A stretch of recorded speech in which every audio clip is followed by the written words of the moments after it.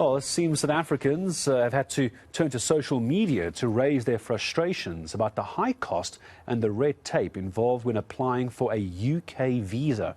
It's simply just to go over and visit. This after the Visa Facilitation Services Global, or VFS Global, if you've ever used them, announced changes to the availability of priority services for new visa applications. So let's find out exactly what that means and bring into the conversation Otto de Vries of the conference, beg upon the Association of Southern African Travel Agents. Otto, morning to you. So it's tricky enough to try and get a visa. You've got to stand in queues, cost a small fortune, and now it's going to be more difficult. Help me understand what exactly this all means. What's changed at VFS Global?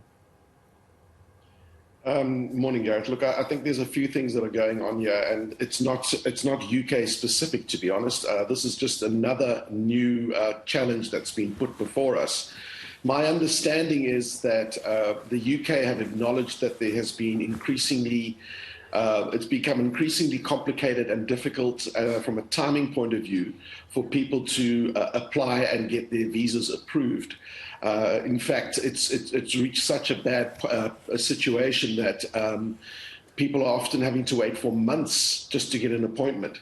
So I think what they're attempting to do here is to do a realignment of the capacity that they have from a resource point of view, in a hope that they can start to reduce the massive backlog that has become, as I said, not just a UK problem, but a global problem.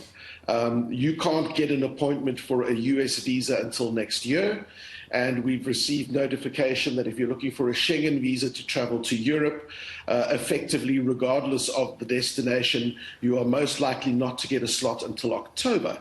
So we have a very, very real challenge on our hands at the moment with regards to visa applications for South Africans wishing to travel abroad.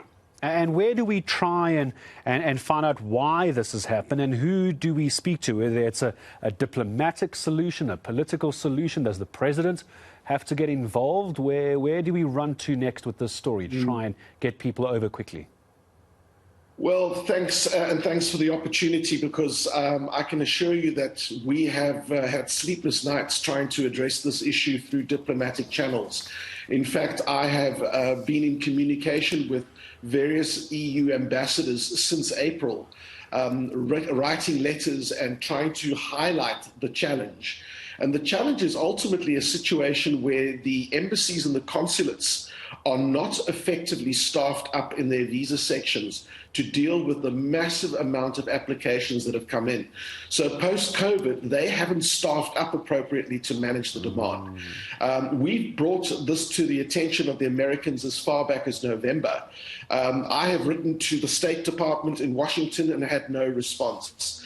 I've written to the head of the EU delegation in Pretoria 3 times and have had no response. The only ambassador that's gotten back to me is the Dutch ambassador, who acknowledged the challenges and was doing their utmost to try and reduce the backlog by bringing on additional resources.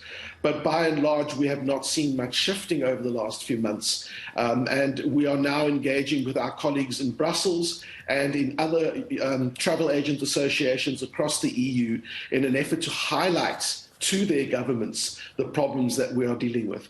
I'm seeing someone just send me a tweet a moment ago saying that it's taken them 2 months to get a UK visa just to attend a 4-day conference. In fact, they're probably going to miss their conference as a result of this. Okay, so you have emailed, you've phoned, you've sent smoke signals up to everybody that you can, but Otto, in the end, there's only so much you can do. Is this simply a case of until the right authorities staff up and get back to pre-COVID staffing levels, we have to just accept this is where we are at the moment?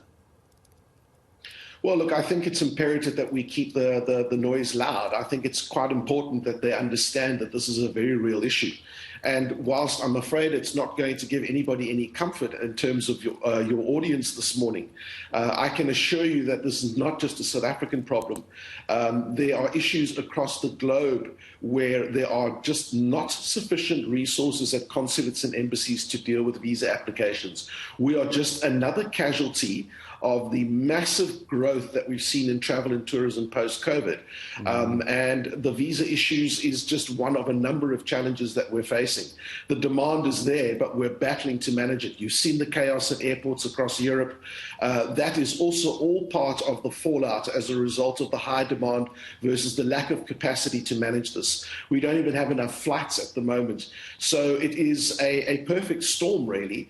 And my only recommendation to the traveling consumers is please be aware of this. And the sooner that you're able to submit your applications, please do. And think about how you are going about that process. Engage a professional travel agent who can guide you and assist you through this, because the last thing you want is to put out a lot of money to buy plane tickets, hotel accommodation, etc., only to then find that you're unable to get a visa. Yeah, it's obviously very good news for the tourism industry, the way it's exploded after COVID-19, but we've got to staff up, don't we? That's the problem. We just can't get enough people into the countries for tourism. Otto, thank you as always. Appreciate your time helping me make sense of what's going on. Otto de Vries, he's the CEO of the Southern African Travel Agents Association. So right now it's a global problem. It's taking far too long to get visas done. Why? As Otto explains, one of the simple reasons is there aren't enough staff post-COVID-19 at the various embassies around the world. The advice is give yourself a lot more time than you ordinarily would to plan your overseas travels, or if you need to get a visa for a country.